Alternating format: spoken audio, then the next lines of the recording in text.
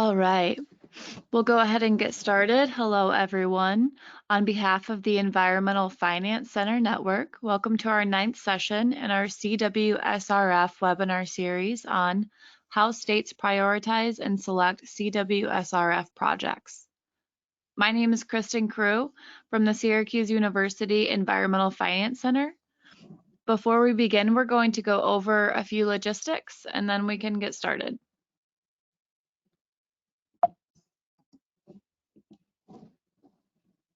During the webinar today, everyone will be kept on mute to ensure audio quality. If you have a question, please type it into the GoToWebinar question dialog box anytime throughout the session. We'll be saving your questions for a facilitated Q&A session at the end of the presentation. After the webinar, you'll receive a follow-up email that includes a link to the recording and other information that you may need. You can also download the slides from today in the Handouts tab in your GoToWebinar control panel.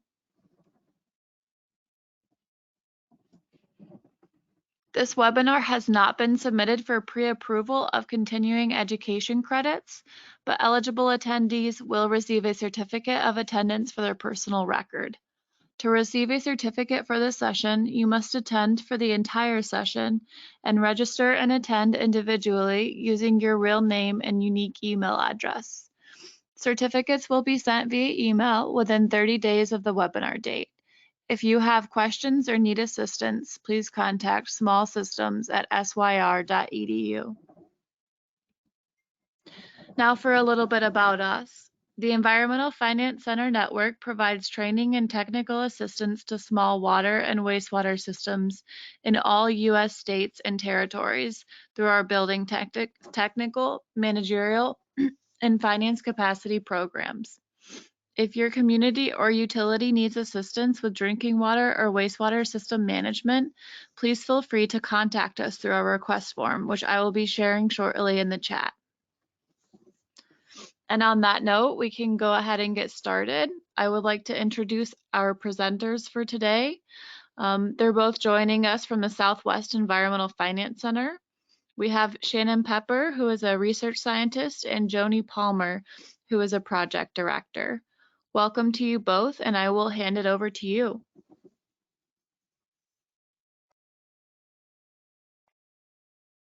Thanks, Kristen.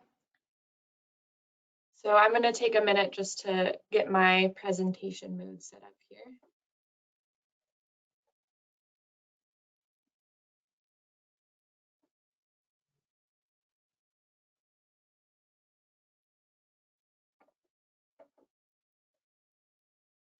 Can you all see my screen?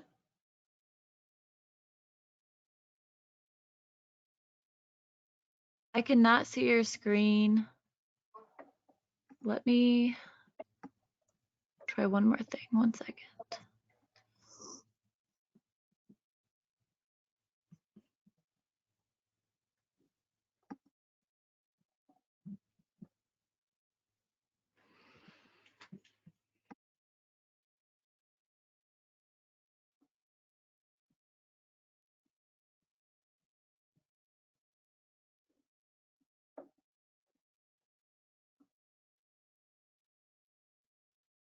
Okay. Let's see.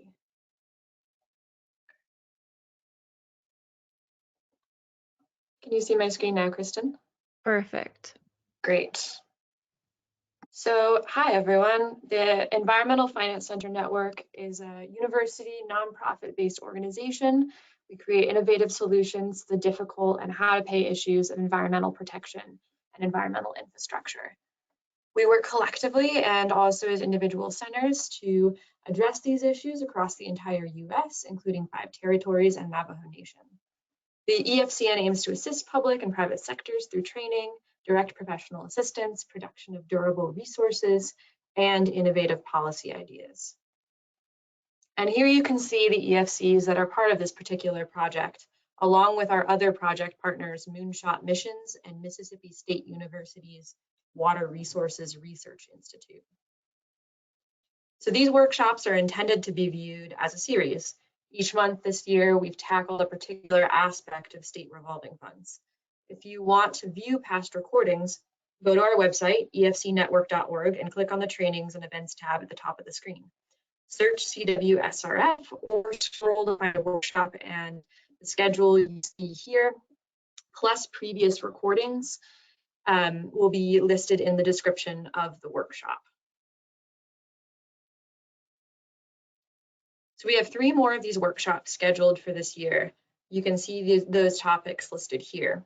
Don't forget to register when we post these events at efcnetwork.org. So before we get started, I want to give you an idea of where we're headed in today's webinar. I'll start with a quick review of the Clean Water State Revolving Fund. Then Joni is going to dive into some of the particulars of project priority lists and project ranking criteria. Then I'll go into some of the creative ways you can use CWSRF funds to ultimately make your projects more competitive and also have a broader impact in your community. We'll share some useful links and resources related to today's presentation and the Clean Water State Revolving Fund in general. Then we'll close out with some time to ask any further questions that you might have. So please feel free to type your questions in the chat box. If we can't get to them today during the Q&A, we will do our best to follow up with you after this webinar. So I'd first just like to know who we're talking with today.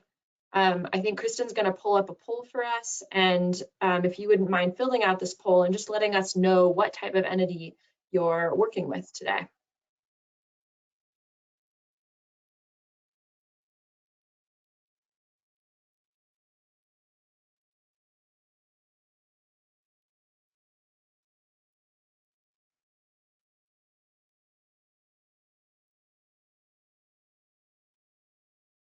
All right, get those answers in. I'll be closing this poll in 3, 2, 1.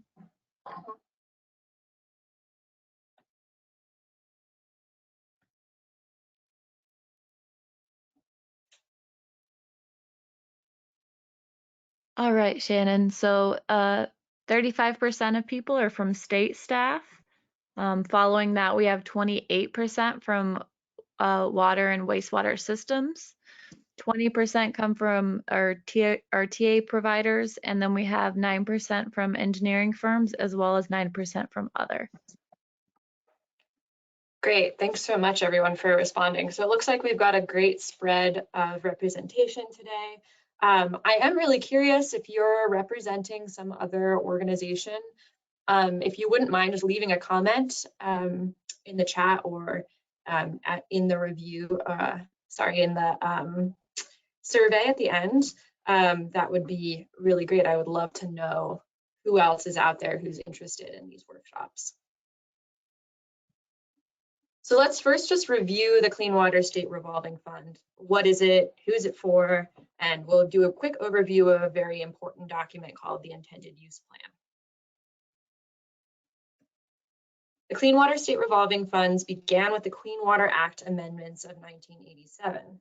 And this is important to know because the founding legislation, the Clean Water Act, determines the overall goal of the CWSRF, which is to improve and protect water quality.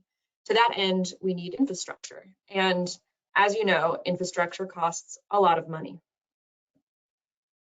So the SRF programs function like environmental infrastructure banks by providing low interest loans to eligible recipients for water infrastructure projects.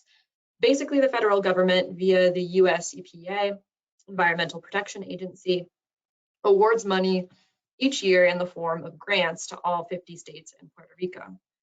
The states then distribute the money in their fund through the state revolving fund programs, of which there are 2 for each state. We have the Clean Water SRF and the Drinking Water SRF. So the recipient of the loan pays that loan back with very low to no interest, and then the money is repurposed into another loan for another system, and so on. Thus, it revolves and grows over time to fund new infrastructure projects. Like I said, 1 CWSRF for each state plus Puerto Rico. There's a Drinking Water SRF for each state too, often run by a different state agency or department from the Clean Water SRF, which means each state gets to decide exactly how to divvy up the money they get from the federal government through the SRF program. So the key to understanding SRF programs, I think, is understanding that there are a few aspects that hold true for all states, but most of the details are up to each state to decide.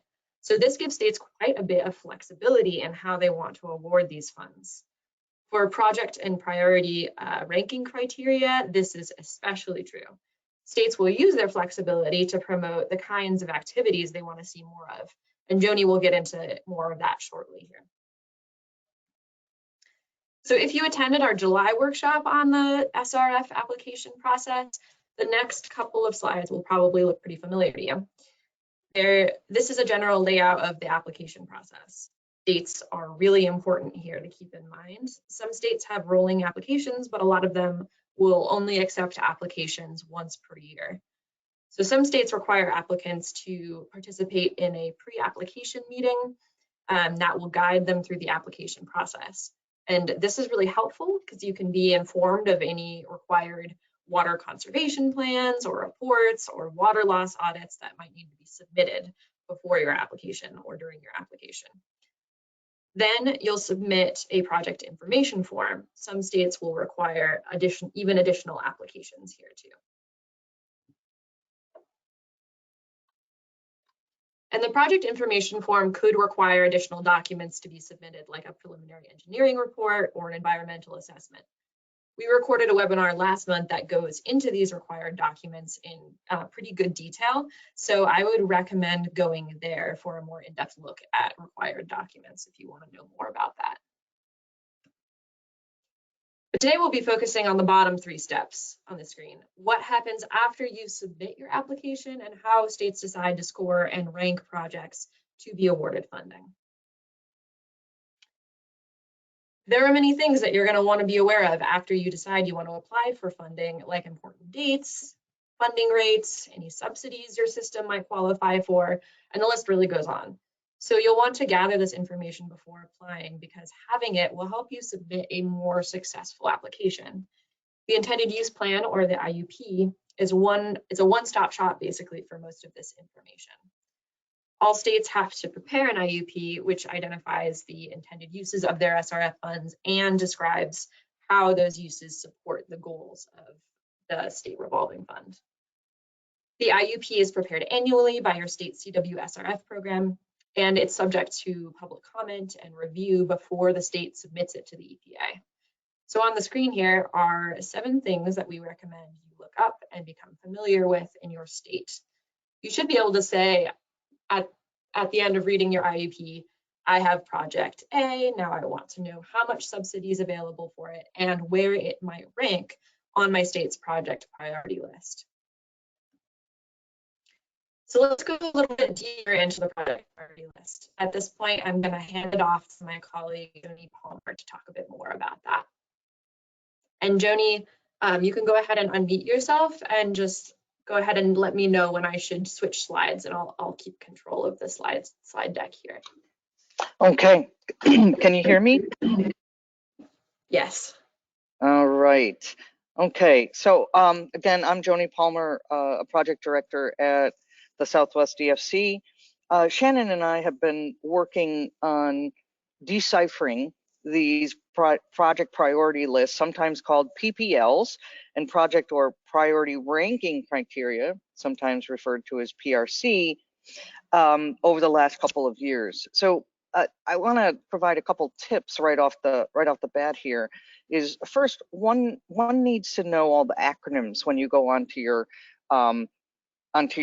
state sites, even to the EPA site. There are some typically there are the acronyms are spelled out for you, but also it's worth it to go look up what they actually mean. So when you see PPL, you know that you're talking about a project priority list, and hopefully by the end of today's webinar, you'll have a better understanding of what that actually means.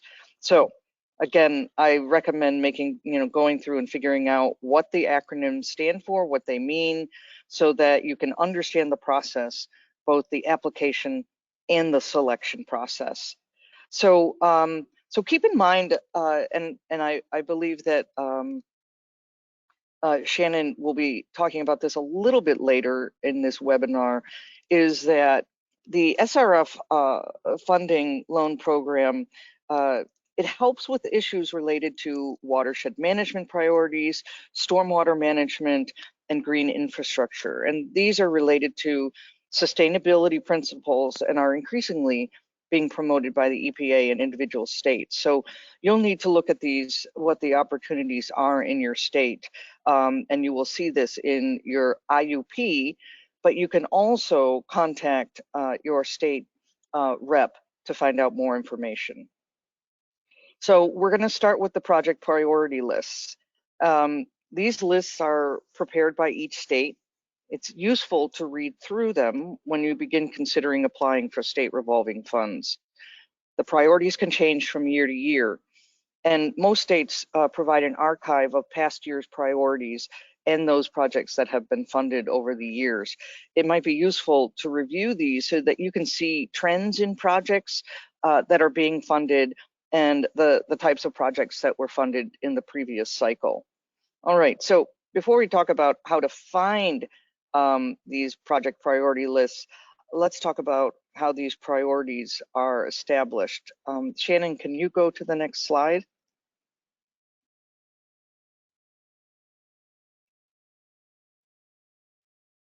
So I'm going to use an example from Vermont. And one of the reasons I'm using Vermont as an example is because they have a very clear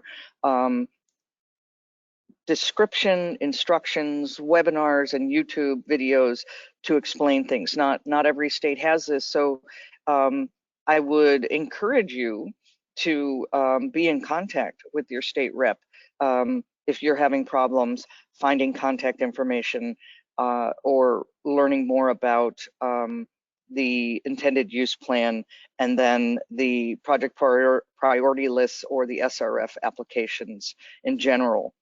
So, so each year, as Shannon said, state revolving funds, clean water and drinking water, so separate from each other, publish these intended use plans, and they are made public. And they explain how the SRF funding capitalization grants provided by the federal government will be used to support each of these programs. So each IUP, here I am going into acronyms, for shorthand, makes program decisions to meet the requirements set by Congress in each year's capitalization grants and to address the state's programmatic priorities. And this is key, that each state will have priorities, and it's important to know how it is that you will align your project with those priorities. I mean, first finding out, well, are we within those priorities that the state is focusing on in this year, and then reading further into that IUP to better understand how you will align your application. So the IUPs address critical program details, including discussions of project priority lists, additional subsidy, one form of loan forgiveness, drinking water set-asides, clean water green project reserve, and this gets into the sustainability aspects of some of these programs. And to make a note, public comments on draft IUPs are accepted at public hearings and by contacting program staff. So I'd encourage you to be proactive in contacting to make sure that you understand and also have a say in upcoming years IUPs. So stay on top of the deadlines and all of the deadlines, from the public hearings to providing public comments. So that is, participate in the process. And then look for contact information.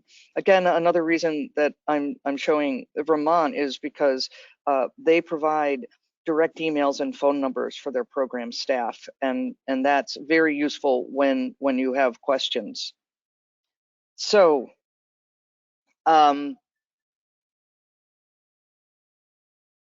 what is an intended use plan with regard to the priority list? Can you go to the next slide, Shannon?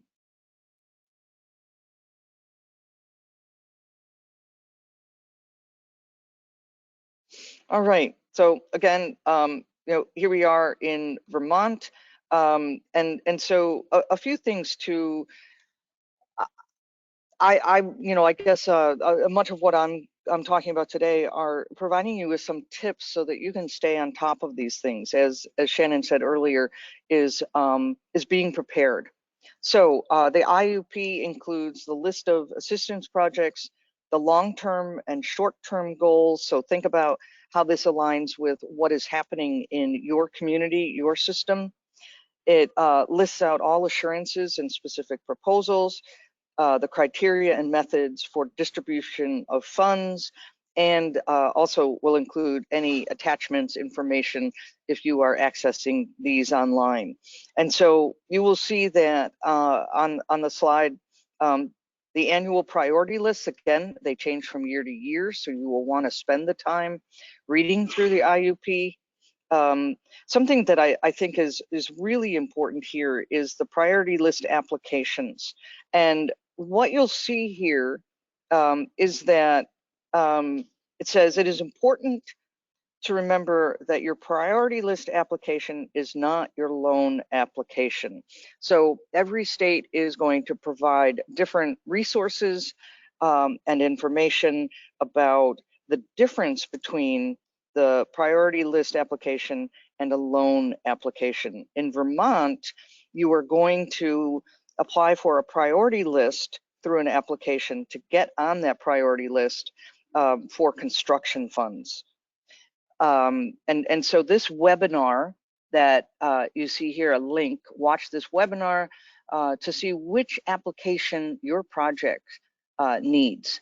So a couple other things from the Vermont website that I would encourage you to look for on your states, because I know we have people from a bunch of different states here, is what is the difference between a priority list application versus a funding application?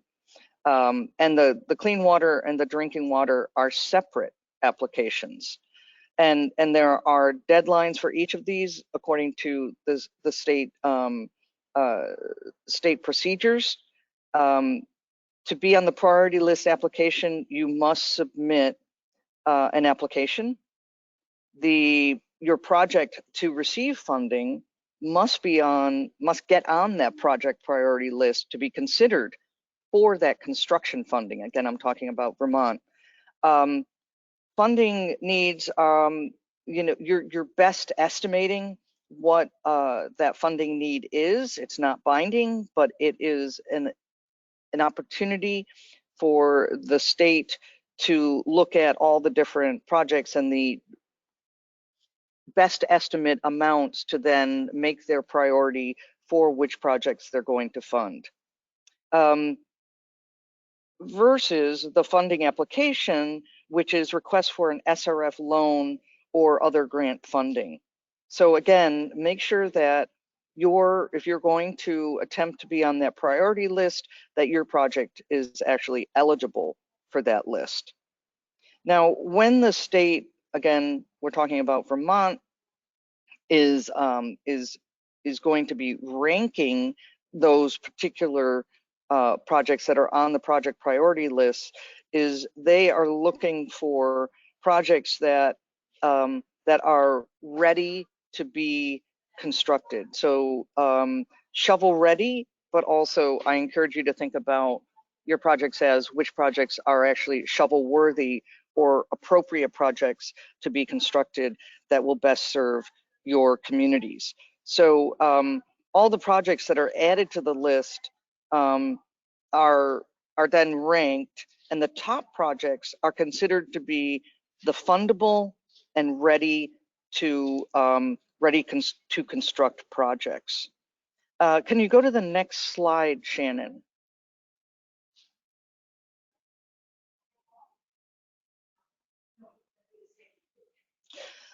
Okay, so another aspect of if you are on the project priority list is that there are various bypass process and emergency projects.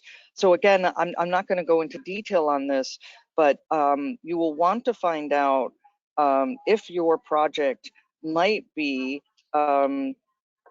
and in Vermont, they use a rather aggressive bypass process to ensure that projects that are ready to proceed receive the funding they require to complete their project. So it really is about readiness to proceed.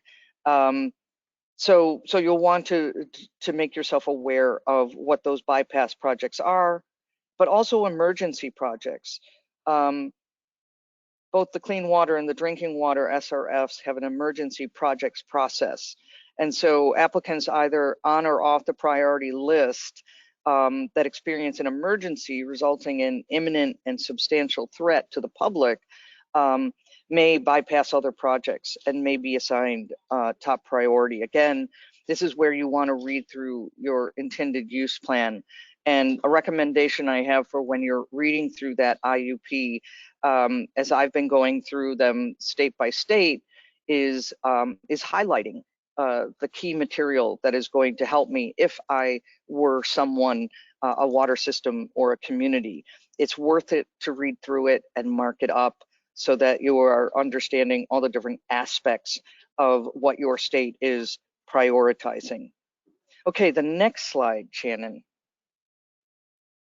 Now we're going to go to Massachusetts.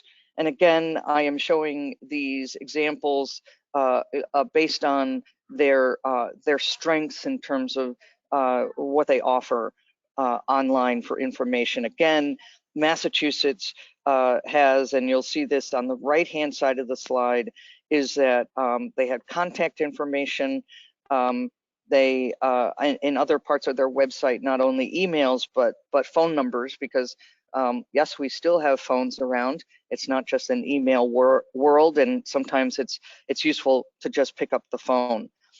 What I want to highlight here is that you can go in and click and find the IUP for 2023. There's also an intended use plans archive, and you might want to skim through those to see what the state has been funding in previous years and what different intended use plans, how they're changing from year to year. Again, these loan programs, as Shannon said earlier, it's state by state, so you need to get to know what's happening in your state, the process, and the people. That's a really important part of building those relationships. As I've talked with a lot of systems across the country, is having a relationship with your state SRF rep can be very helpful. All right, next slide, please.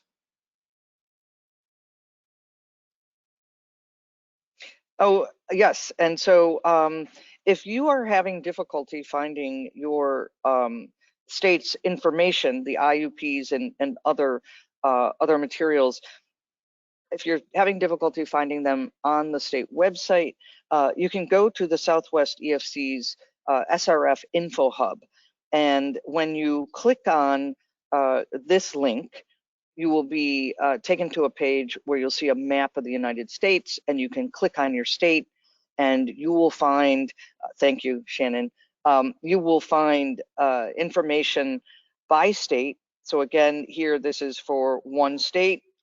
This is Iowa, and you can see that for drinking water, there are the various documents that you can download. It tells you the date. We try to keep this updated. And so if you don't see the most recent year, again, go back to your state's website. If you're still having difficulty, give your state SRF rep a jingle. All right, next slide.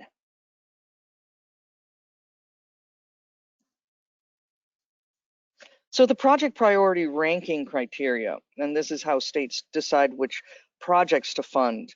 And so you'll want to make sure that you are responding to the criteria that the state has listed in terms of their particular priorities. So take the time to think through the various means by which you will get points. And if you have questions, again, contact your SRF rep. Next slide. I believe this is the poll. So we'd like you to rate your state's priority ranking criteria in terms of the clarity, in terms of, is it very clear and easy to understand, to I've never even looked at my state's priority ranking criteria, and also it's not clear at all and you need a law degree to understand it. So so we'll start the poll now.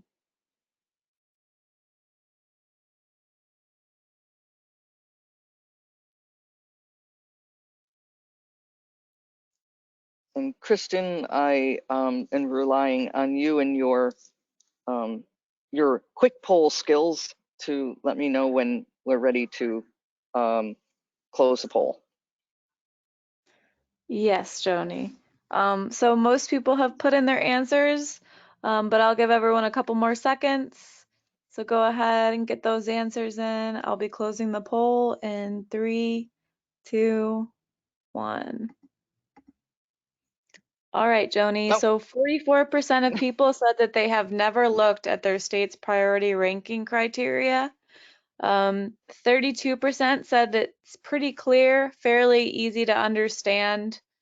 Luckily, only 2% said that it's not clear at all and that you need a law degree to understand it. Thank you, Kristen. Well, so that's really interesting information, because if you have not looked at those criteria, I highly recommend going to your website. And again, I showed the examples of Massachusetts and Vermont that they have really, I mean, kudos out to them and many other states for having really really strong websites that will be useful to communities. Next slide.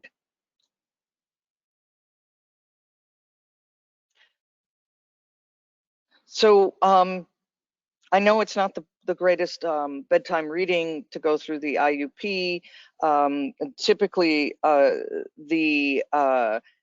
you know, for example, the clean water intended use plan in 2023 for Massachusetts is 27 pages, but it is clearly, there are clear divisions so that you can go through and move through according to different arenas of information. So again, for me, I download them, mark them up so that I can follow the process a little bit more clearly. So so now we're going to look at a case study that one of our staff put together in terms of a ranking criteria that is very easy to understand. So you'll see here Delaware drinking water ranking criteria. They provide a ranking sheet which delineates criteria and maximum points possible. And so this is a really useful for you to be able to go through and mark it up. And then when you, either before you submit it, you can talk to your SRF rep. That's what they're there for. Or after, if the ranking doesn't align with what you felt that the ranking should be, is again, you know, this is a process that that you get to know over time, and that there are TA providers. There's also your state SRF reps. There's people out there to help you. So don't feel like you're going this alone. So some tips for you all in terms of if you are a utility. And Shannon, is there a next slide that shows the tips, or is that just in my head? There we go. Oh, thank you. Okay, so it's incumbent on states to have readily accessible and clear, as clear as possible, ranking criteria available to communities and systems. They're, you know, they are sometimes difficult to understand because of the because of some of the jargon. So for states, because I know that we have quite a few state reps on, is using language or providing a glossary so that people, a layperson, will really readily understand, provide sufficient detail so that systems can determine how many points they are likely to receive. Again, you know, ranking is somewhat subjective, but we're trying to be transparent and to be to make sure that we're all on the same page. Share all prioritization and ranking criteria documents that are a public record, because this is important, again, for systems to be able to gain access to them. So thinking about accessible formats, and that people will actually gain access, be able to download. For many of us, we are still printing out documents to mark them up. So providing them in various usable formats. Provide water systems with a checklist or a ranking criteria spreadsheet they can fill out and track their points.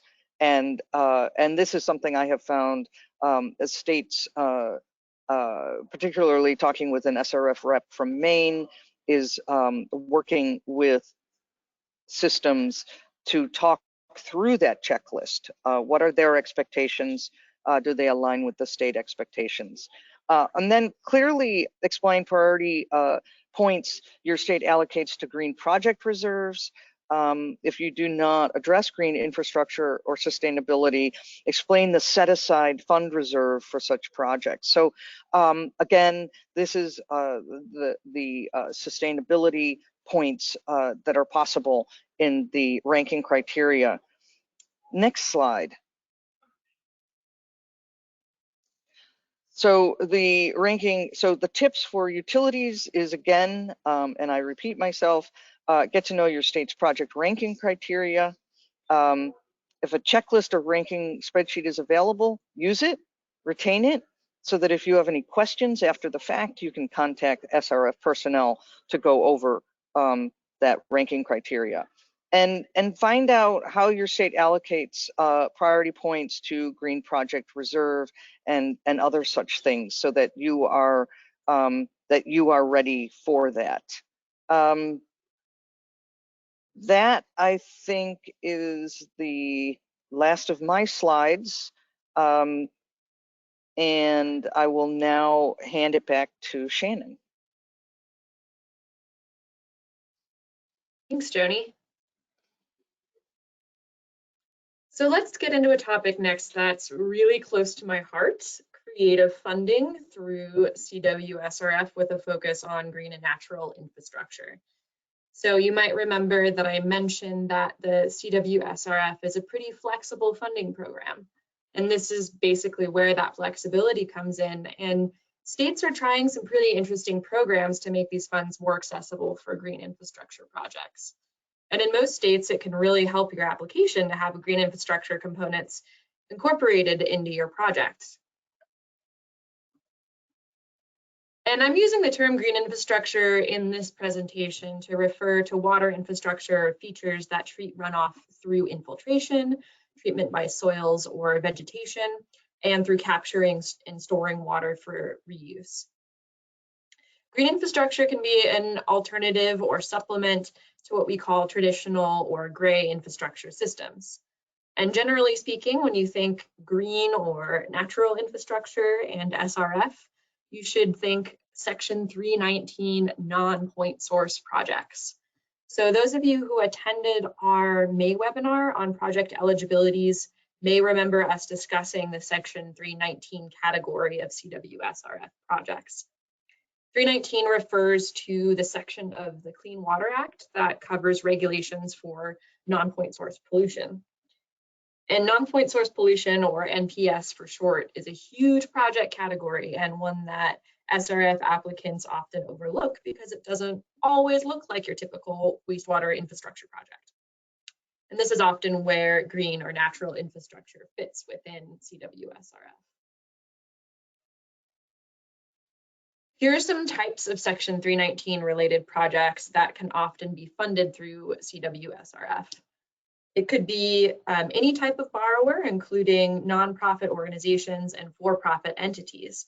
And this is kind of particular within all SRF programs in general. Most categories are fundable only for municipal or public, mostly utility entities or municipalities. But for 319, again, can include nonprofit organizations and for-profit entities. But a lot of states will still restrict borrowing to public and municipal entities, which doesn't mean that partnerships aren't possible, but it does mean that the borrower, the one who's taking on the loan, will still typically be public or municipal entities. Again, this varies state by state, so make sure you look for any particular restrictions that your state puts on 319 projects. Also, as many of you probably know, stormwater and wastewater systems do affect one another and are connected, even if they're often divided between two separate governing entities, and right, they often are. So it makes sense for stormwater and wastewater entities to team up to deal with issues like combined sewer overflows, reducing loads on wastewater treatment systems, and the overall goal of protecting water quality in your community, right? That's what we're all trying to do here. And unfortunately, or however, I guess, non-point source projects can be difficult to fund through loan programs like SRF due to a lack of steady revenue to pay back those loans.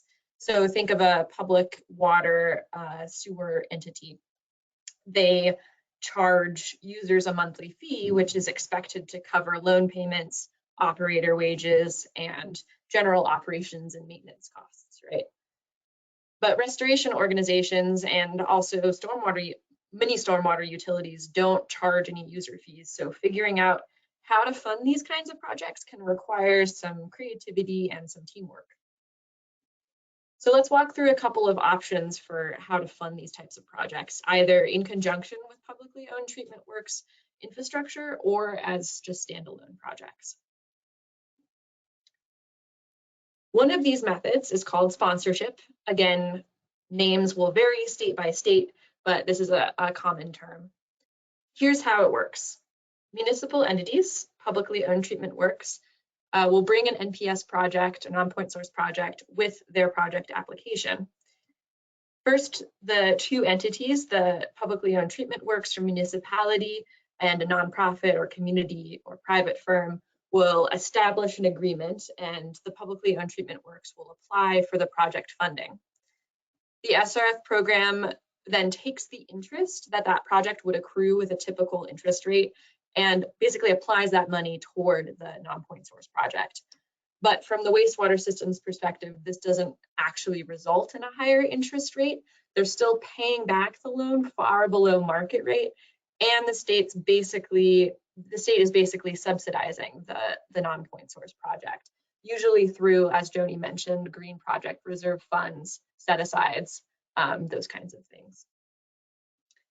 So the publicly owned treatment works will receive that funding and then we'll distribute it to the non-point source project. And then the publicly owned treatment works or municipality is the one responsible for paying back that loan to the CWSRF program. So far, this option has been utilized in Oregon, Idaho, Iowa, Ohio, and Vermont. And legislatively, it's possible in any state. So if you don't see information on sponsorships in your state, but you're interested in this type of project, reach out to the CWSRF program contact in your state and ask about this funding program. If for all of my state staff on the call today, check out these sponsorship programs in other states. It's pretty interesting and a great way to fund this type of project. It essentially gives you two projects, often for the price of one, as I mentioned. And these projects tend to get pretty positive media attention and also improve community utility relations, as well as reducing the load, the overall load on wastewater systems. Because green stormwater infrastructure can dramatically reduce the amount of water coming into those treatment plants during high volume storm events. They can also make your project really stand out in the crowd of other treatment works projects. And this is especially true in states that are, as Joni said, working to prioritize green and natural infrastructure projects more now. And a lot of them are coming up with new programs and funds to fund these types of projects and really incentivize this type of project. So let's look at an example here. In 2013, the city of Clinton and Iowa needed to reduce the amount of untreated wastewater discharging directly into the Mississippi River. They had what's called a combined sewer overflow. So the stormwater and wastewater systems are essentially connected during high volume storm events. That stormwater bypasses the treatment plant so as not to overload it, and then would discharge directly into the Mississippi River. Which is a problem. So the city of Clinton applied to the CWSRF to fund 2 new pump stations and separate their combined sewer system. To supplement the new storm sewer system, the city also sponsored green infrastructure projects to reduce the volume of stormwater entering the system. The city installed bioretention cells with native plantings, permeable pavement, sidewalk pavers, green alleys, and Silva cell frames for tree plantings. What those are is essentially bioretention cells in the soil that trees are planted in to allow additional holding capacity for stormwater. The total cost of this project was $7.2 million. $6.5 million was borrowed for the sewer separation project, and $655,000 went toward that sponsored green infrastructure project. So with this sponsorship, the overall interest rate on the total amount that the city borrowed was lowered to 0.76%, which has made the loan repayments equal to what they would have been just for the wastewater project, wastewater treatment plant project alone. So essentially, the wastewater treatment plant city really paid the same amount and added an additional $650,000 green project to supplement their stormwater management strategy. So let's take a look at another creative funding option, what's called interim or bridge financing. Vermont came up with this initially. The state had a lot of money in its CWSRF program that it wasn't spending, so it created a hold or set aside for green and natural infrastructure. Part of that set aside goes toward interim or bridge financing. As an example, to explain what I'm talking about here, say a land trust needs cash for a land purchase, and this land purchase is going to serve to protect or restore water quality in some way.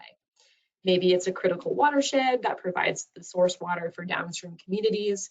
Maybe it's just a severely logged area that's causing erosion and sedimentation in a river, and that provides critical habitat and value for humans. Just for example, the CWSRF program will give the land trust a very short-term loan with low interest to make that land purchase. That's where the kind of bridge idea comes in. But then the land trust doesn't have to hustle all the funds together from private donors or grants, really quickly in order to make that purchase. And this option is really meant to address natural resources, agricultural related water quality issues, and forestry conservation projects, all of which ultimately affect water quality, right? And this type of program moves money really quickly through the SRF program. It helps Vermont CWSRF solve that unliquidated obligations problem. What I mean by unliquidated obligations, if you haven't heard that term, it refers to a problem that a lot of states have. Well, I could call it a problem, but it's also just a requirement, really. That states have to spend down their SRF grant funds in time to request new monies each year. And if they don't spend down that grant money that's allocated to them, they might get fewer funds from the EPA in the future. So this program kind of helped with that, since it's basically a really short-term loan that gets the money out the door and back in pretty quickly. As far as I know, this option has only been applied in Vermont, but there's not really any reason why it couldn't also happen in other states. So the main idea that I'm getting at here is that CWSRF funding can be creative, take advantage of its flexibility. In the case of non-point source funding, you don't necessarily need to be a public water and wastewater utility in order to receive funding. The two biggest checkboxes are, is there a water quality benefit? And is it a sizable capital project? So not just general operations and maintenance. The bridge financing example that I just gave is particular to Vermont, and not all states have tried sponsorship, which was that first example that I gave. But wherever you are, consider that your state's CWSRF might have programs similar to this. It's by no means an exhaustive list of ways you can fund green infrastructure through the SRF programs. And really the best way to find out how to do this in your state is looking up the intended use plan and also getting in contact with your state's CWSRF staff people. I know we keep saying that, but it's important, and that's why we keep mentioning it. Get in contact with your CWSRF staff people. They're there to answer your questions, these types of more complex and creative questions. So I've got a slide coming up with a link to state-specific CWSRF contacts. So stay with me here. So I'm going to give you a couple more resources to take with you from our organization and from others. A related resource to what I was just talking about is our integrated asset management framework. So if you're interested in incorporating green and natural infrastructure into your system, but aren't sure where to start or are working on developing your asset management plan and what you want, and you just want to have your options open to different types of infrastructure, start here. This is also a great resource for perhaps for engineers or TA providers if you get systems that have integrated assets or are interested in integrating green and gray assets. This is a great resource. It's a free guide, it's easy to navigate, and it includes a lot of videos, case studies, clickable graphics to just make sure it's a lot more fun than reading through a textbook. The link to that guide is there on the right-hand side of the screen. And then I also want to mention the Green Asset Resource Database is linked in the guide that I just mentioned, and it houses this really great, I think pretty comprehensive list of green assets, example photos, general costs, maintenance levels, and other relevant information. So again, this is a great resource. You can access it through that guide, through the Integrated Asset Management Framework. You could also follow this link down at the bottom of the screen here.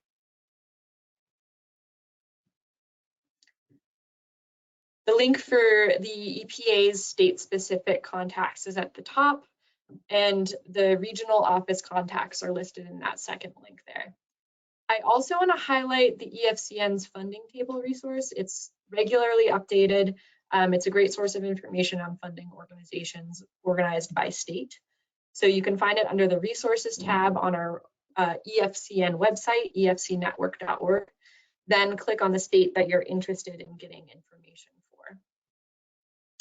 On most of the funding tables, the first page has the CWSRF and as well as its most current contact person. We try to update this again on like an annual or semi-annual basis. Here you can also find a list of other funding options if you end up deciding that CWSRF doesn't suit your project. We've done our best to track down a pretty comprehensive list of funding sources for public water and wastewater entities here. So this is where you can find that.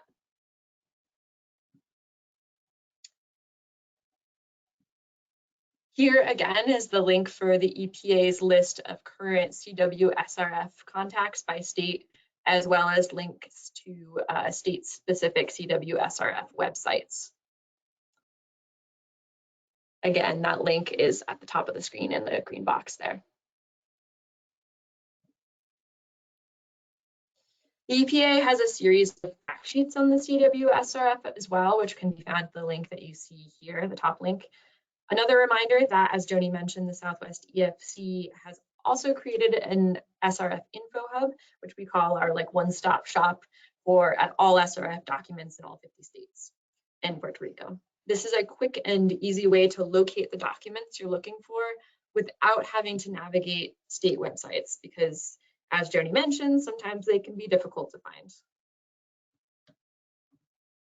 I also just want to do a quick plug while we're talking about info hubs, and because it's EPA's Septic Smart Week this week, I want to just let you know about our on-site and decentralized wastewater system info hub. This is basically a database of resources all pertaining to on-site and decentralized wastewater systems. It's easy to navigate, has lots of great resources for septic and other types of on-site systems. So be sure to check that out. The EFCN offers no cost technical assistance, either remote or in person. We'll work with individual systems to help answer any questions or address any issues you might be facing.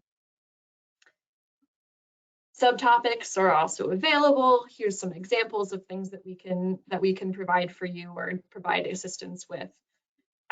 We can also help you access CWSRF funding. We've got lots of money coming in for this in the next few years, so make sure if you need help planning, applying for, or managing CWSRF funds that you get in contact with us. We can help you. And again, this assistance is no cost to you. It's your tax dollars at work, basically. So here, if you're interested in that and assistance from us, go to efcnetwork.org, click that Get Help button at the top right-hand side of the screen. And one of our reps will be in contact with you as soon as possible. And if the Southwest EFC can't help you, we have EFCs in all corners of the country, and somebody will be able to assist you. So today's webinar and recording is going to be posted on the EFCN website. Today's webinar will appear there in a couple of weeks. And just make sure that, if you're interested in viewing any past recordings, if you click on any of these events in the training and events page on the EFCN website, you will be able to scroll down, and the links to the different webinars in this series will be there, as well as the slides, which you can download. So with that, I would just like to see if we have any questions, and that really will conclude the main part of our presentation today. Thanks everyone so much for listening in. And let me see, Kristen, are there any questions sort of eminently in the chat? Thank you, Shannon. Yes, we do have a couple of questions.